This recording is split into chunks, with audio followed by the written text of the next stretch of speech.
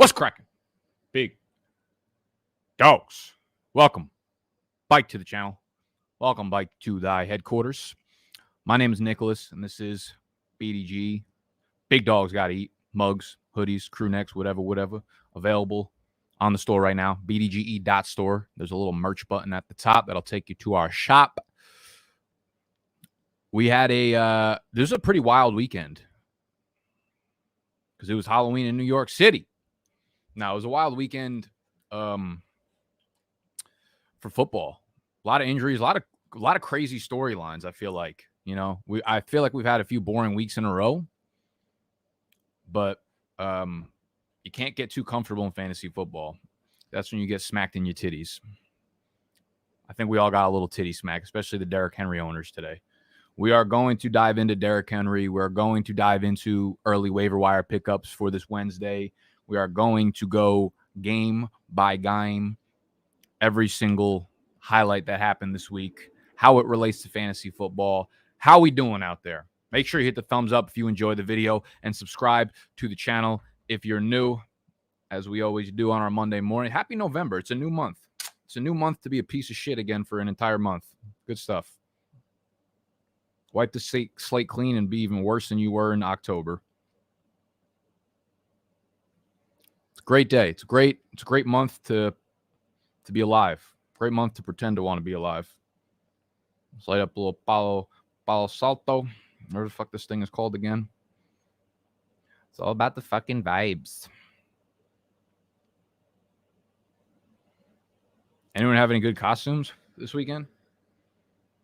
What was the best costume you saw? One of my homies pulled off an absolutely flawless rendition of Dr. Evil and Mini-Me with one of his homies. Let me try to pull it up for you. Oh, why is it not on his story? No, don't fucking do it to me. Damn, it's not on a story anymore. It evaporated into the night. That's unfortunate. Oh, boy. We're getting dirty today.